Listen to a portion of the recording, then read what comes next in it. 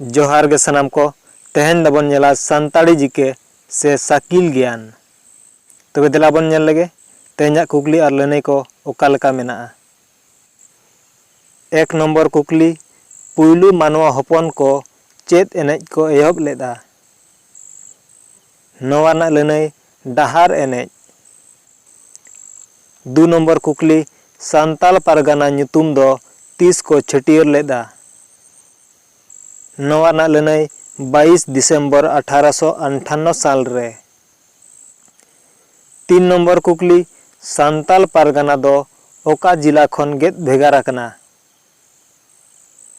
नवाना लनई बीरभूम और भागलपुर जिला खन।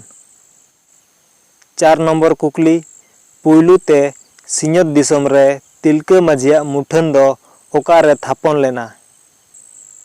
नवाना लनई भागलपुर रे 18 अगस्त 1947 साल रे। 5 नंबर कुकली आबो खेरवाल कोआ धरम पुथी दो ओका। नवाना लनई खेरवाल वंश धरम पुथी हितल और बाखेड़। 6 नंबर कुकली पुइलू झारखंड पोनत खन सानताड़ी पाथाम दो ओका। नवाना लनई हर संबाद। 7 नंबर कुकली पुइलू उड़ीसा पोनत खन सानताड़ी पाथाम दो ओका। नवाना लनई सागेन साकाम। 8 नंबर कुकली पुइलू पश्चिम बंगाल पोनत खन सानताड़ी पाथाम दो ओका। नवाना लनई मार्शाल।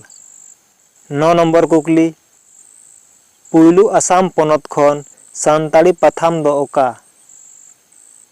नवाना लनई पियो। 10 नंबर कुकली पुइलू बांग्लादेश खन सानताड़ी पाथाम दो ओका। नवाना लनई गोडेत।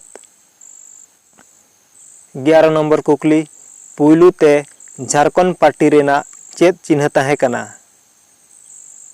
नवाना लनई पुट सिम सांडी। 12 नंबर कुकली आबो संताल कोआ धर्म दो चेत कना। नवाना लनई सारना धर्म। 13 नंबर कुकली संताल सावता रे एरे बोंगा दो ओका जोखेत बन बोंगाआ।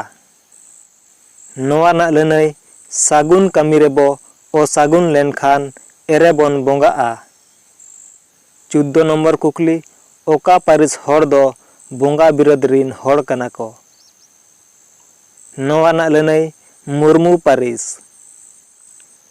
15 नंबर कुकली पारसी सगाड़ हुल महा दो 30 बन मनावेदा। नवाना लनई 22 दिसंबर। 16 नंबर कुकली हासा और भाषा गायन पुथी दो ओकोये ओल अकादा। नवाना लनई सहदेव मारांडी। 17 नंबर कुकली अनोलिया सरदा प्रसाद किस्कू दो 3 साल रे जन्म लेनाय। नवाना लनई 2 फरवरी 1929 साल रे। 18 नंबर कुकली पंडित रघुनाथ मुर्मू तिकिना छटियर ᱧᱩᱛᱩᱢ दो चेत ताहे कना। नवाना लनई चुनू मुर्मू। 19 नंबर कुकली सावता रिन सगै लेकाते आसल पेड़ा दो अकोय को। नवाना लनई हातम कुमंग मामो मामी और दई तियांग। 20 नंबर से तेहना मुचेद कुकली पुइलू ते दाड़े गे धन गायन पुथी दो ओकारे उदुग सदर लेना। नवाना लनई बनतोड़ी अतु मयूरभंज रे। नवा वीडियो बन कुसिया खान लाइक पे कमेंट पे और गाते कोटेन शेयर तबन पे और नवा चैनल जुदी बांग बन सब्सक्राइब कदा मा इनखान सब्सक्राइब तबन पे और उना तायम घंटा बटन रकाबा उना हो दबाव तबन पे। घंटा बटन दबाव लखन अलिया नवा वीडियो ना नोटिफिकेशन चे खबर जते खन लहा पे नाम दाड़ेया। मा तबे तेहना वीडियो निने गे सनाम को जोहार।